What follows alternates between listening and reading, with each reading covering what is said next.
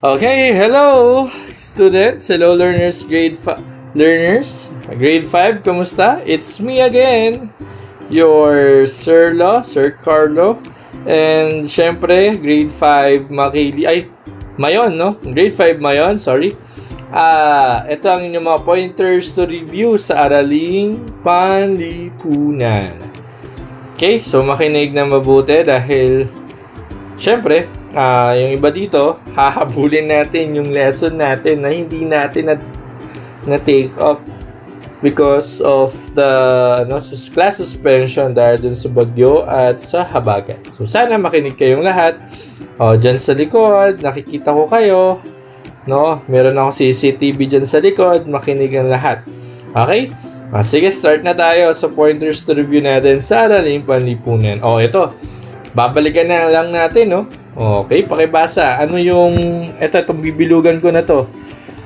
Pakibasa nga ito. Ano yan? Animismo. Yan, si animismo. Ang animismo, sige.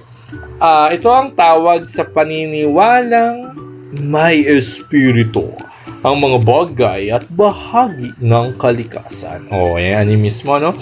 Espiritu ng gubat, espiritu ng apoy, espiritu ng tubig, yan. Yan yung paniniwalang animismo. Okay? Okay. Next tayo. Ayan. Susunod na tanong. Sorry. Nasaan yung aking ink? Ayan. Bakit naglalagay ang ilang sinaunang Pilipino ng kagamitan at palamuti sa libingan ng mga yumao, no? May mga saging, mga ginto, mga alahas. Bakit kaya? Kasi naniniwala sila sa buhay pagkatapos ng kamatayan. Kasi gusto nila, pag namatay yung mga kaanak nila, presentable sila sa kabilang buhay. Kaya nga, pag namatay ang kanilang kaanak, ang ginagawa nila, binibihisan nila ito ng maganda, tapos may mga alahas pa. No? Kasi gusto nila presentable. Eto. Yan. Tatandaan nyo ba ito kung sino to? Ang mga babaylan o katalonan. So, ang mga babaylan at katalonan, ito yung mga nangunguna sila sa mga ritual, seremonya, no? Kapag may namatay, sila nangunguna. No? So, may ritual ang isang sinaunang pamayanan bago magtanim. Sino yung nangunguna? Siyempre, ang mga tao, lumalapit sila sa mga babaylan. Kasi sila yung namumuno sa mga ganitong gawain. No? Okay, yan, eto. Kangan. So, ang kangan, eto. Yan po, guys. Ang kangan, ito ang tawag sa pantaas na kasuotan. No, yung dinrawing ninyo na parang vest. Yan, kangan. No? Na sinaunang kalalakihang Pilipino. Tatandaan nyo to? Mahusay.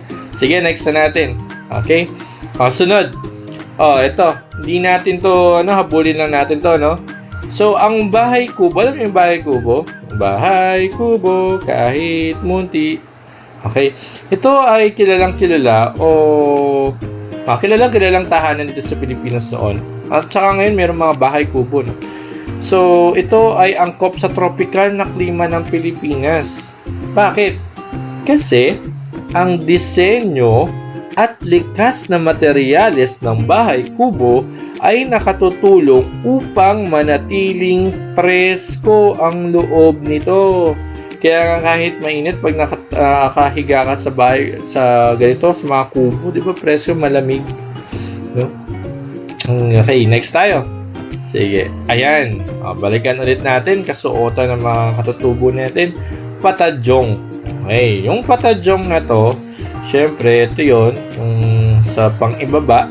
Kasuotan ang maaaring piliin bilang pang-ibabang damit ng sinaunang babae. Sa babae pala yan. Papalda siya. Sorry, yan, papalda. No, ng sinaunang babaeng Bisaya. Patadyong. Papalda siya, no? Yan. Sa mga kasuotang pang-babae. Okay? Next tayo. Ayan. So, sa baybay dagat, syempre, kapag ikaw ay nakatira malapit sa dagat, may mga angkop na bahay dyan. Kapag ikaw ay nakatira, baybay dagat. So, yung mga tahanan dyan ay nakaangat sa tubig at may sahig na may siwang upang madaling linisin. Karaniwan na dito itinatayo sa baybay dagat. Bakit hindi siya nakaangat sa tubig? Kapag hindi nakaangat sa tubig, madaling tangayin, anurin ang inyong bahay. Kaya kailangan kung malapit sa baybay dagat, dapat nakaangat ang iyong bahay. Nakaangat dapat siya. Nakaangat. Para kung abutan man ng tubig, hindi papasukan yung bahay nyo ng tubig. Nakaangat dapat. Okay. Next. Ito. Pag-usapan naman natin ang Islam o ang relihiyon ng mga Muslim. Tandaan niyo sa Islam, sino ang kanilang Panginoon? Pangalan ng kanilang may likha? Si Allah. Okay, so pag-usapan natin itong si Karim Ul Maktoum. Ulitin nyo nga.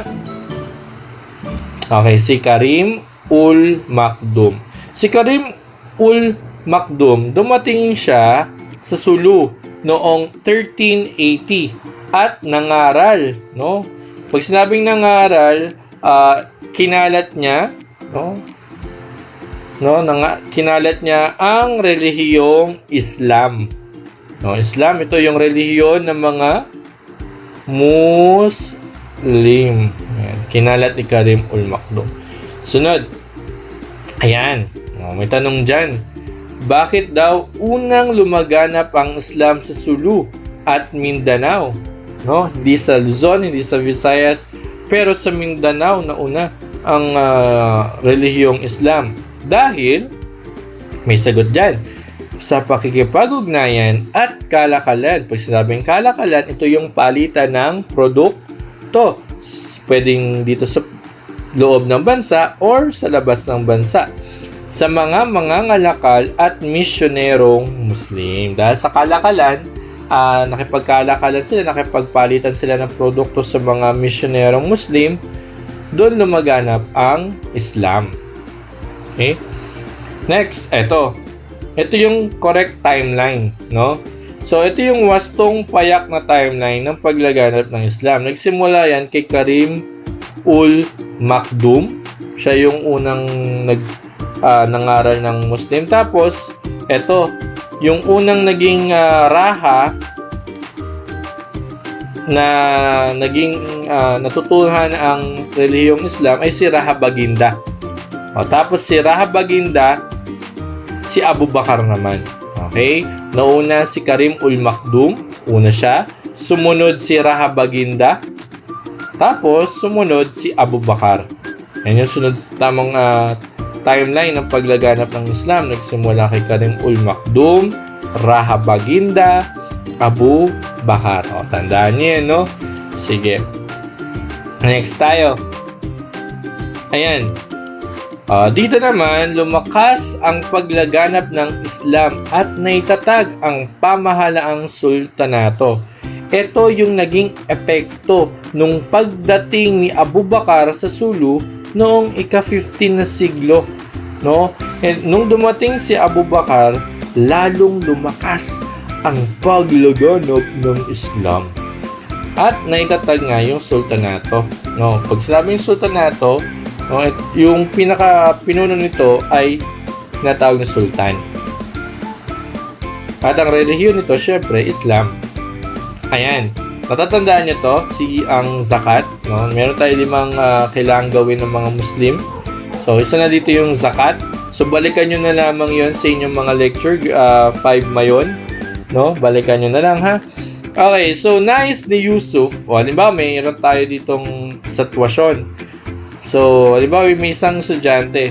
Nais ni Yusuf tuparin ang haligi ng Islam na tumutukoy sa ang zakat ay ang pagbibigay sa nangangailangan.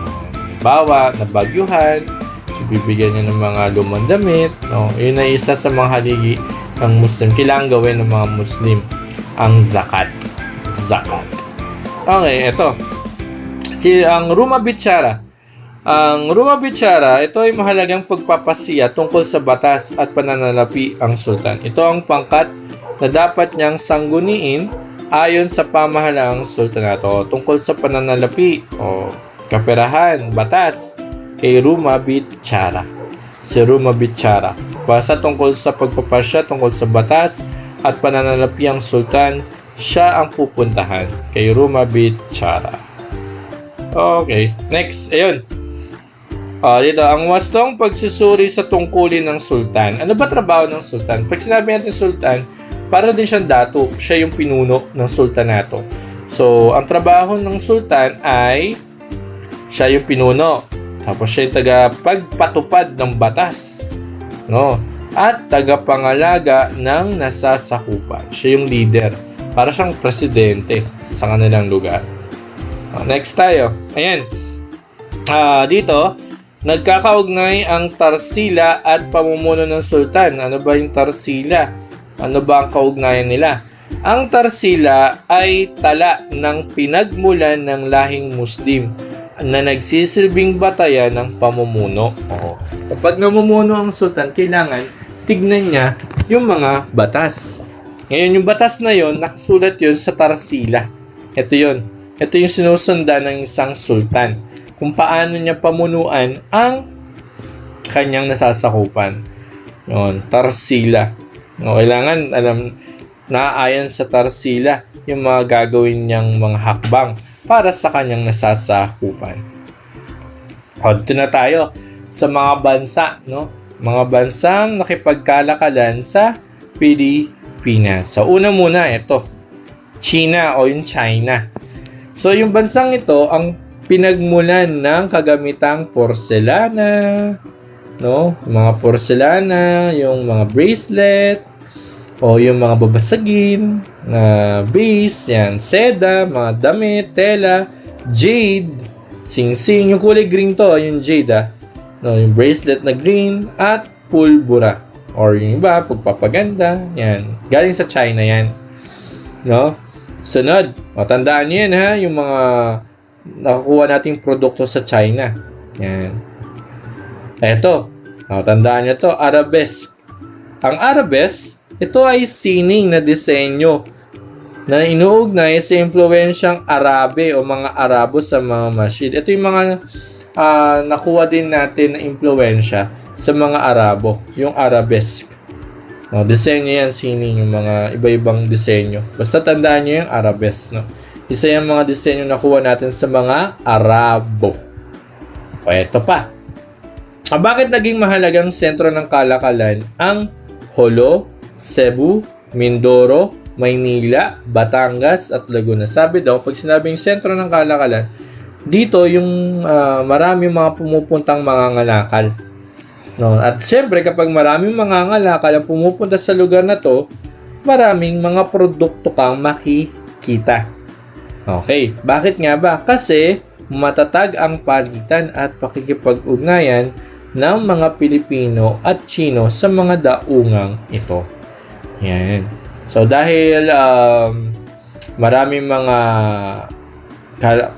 pakikipagkalakalan, so maraming mga produkto kang makikita. Ayan. Ito pa. Paano nakatulong ang pakikipagkalakalan sa Arabia at China sa paghubog ng kalinangang Pilipino? Nakatulong ba sila sa atin? Siyempre, oo. No? Kasi nagdala ito ng mga bagong produkto. No?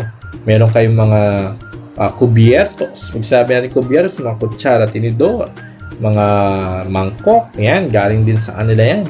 Kaalaman, salita. Oh, kaya nga may mga alam kayo mga salitang arigato, sarangi, yung mga ganyan, mga salitang banyaga. Kaugalian, yan, paniniwalang iniangkop ng mga Pilipino dahil sa kalakalan, no? Marami pagkain ng pansit, hindi naman siya Pinoy food dahil ito ay galing sa mga inchik, no? Yan. O yung siopaw, yan. Ito, impluwensya ng mga Arabe sa kulturang Pilipino, ang arabesque nga. So, arabesque sa masjid, guhit-okir, at salitang gaya ng alak at maalam. Yan. Galing sa salitang Arabe yan, mga Arabo. Okay, dito. Salitang impluwensya ng Arabia at China. So, malaki impluwensya ng Arabia sa Islam. Yan. yung mga Arabia sa Islam at Sultanato. Kasi nga, nung dumating sila dito, pinakalat nila ang relihiyong Islam. At syempre, yung China naman. Kasi, na-impluwensyahan tayo ng kanilang kalakalan, pagkain, gaya ng pansit, siopaw, siomai, laro, at kagamitan. Yan. Ito, tandaan nyo to grade 5, Sanskrit. No, ulit, Sanskrit. Ito yung sinaunang wika ng mga India. Mga India to ha. Siguro mga napapanood nyo sa mga TikTok, yung mga nagluluto, yung mga nagtitinda sa street food, yung mga Indiano. No? Na pinagmulan ng maraming salitang Pilipino, Sanskrit, yung mga sinaunang wika ng India. No? Okay, next tayo. Halimbawa, ang dapat ilagay sa chart na impluwensya ng India. Ano ba yung impluwensya ng India? Gaya ng sinabi ko, Sanskrit, putong at sarong, mangga. Kalahin mo yun, yung mangga galing pala sa India. At langka. No? Langka pala, no? Galing sa India yan. Dahil sa kalakalan. Yan. Ito, naintindihan na to, no? Grade 5? Okay. Sige. Balikan nyo na lang, no? Okay, next tayo. Ugnayan ng Pilipinas. Kaya kailangan makinig kayo, no? Para nakakasabay yung iba dyan. So, ugnayan ng Pilipinas sa India at Japan. Ayan. So, syempre, nagkaroon din ng impluwensya ang Indian sa tulong ng mga mangangalakal sa Timog Silang Asya. Samantalang, nagtungo ang mga Hapones upang makipagkalakalan din at tumira. So, tumira din sila dito sa Pilipinas. So, laging tandaan, basahin mabuti yung mga tanong, tsaka syempre pagpipilian sa exam. Ito. Halimbawa, no, ito yung tamang pagkakapares ng pinagmulan. Halimbawa, Kurta at Sanskrit, yan ay galing sa India. Yan yung natutunan natin sa mga Indiano. Kurta at Sanskrit, mga salita. Habang sa Japan naman, ay paggawa ng katad at alahas. No, yung katad, mga damit yan, at alahas sa Japan. So, tandaan niyo yung mga produkto na, yung natutunan natin sa India at sa Japan. Okay? Sige, next tayo. Yun na pala. Ayan. So, grade 5, balikan nyo lang to ulit. Sasend ko to kay ma'am ninyo para masend sa GC ninyo as your point reviewer nyo na din. Saan pa kayo, no? So, kahit sa bahay, pwede nyo itong i-play. Maririnig nyo ang aking magandang boses. Sige, grade 5. Once natapos ng video na to, pakisulat, balikan nyo sa simula, tapos i-post nyo lang. I-post nyo yung video para maisulat nyo siya sa inyong lecture. So, again, yung mga naipaliwanag ko ngayon ay kasama sa inyong exam. Okay, ingat ang lahat. Miss ko na kayo. Bye-bye!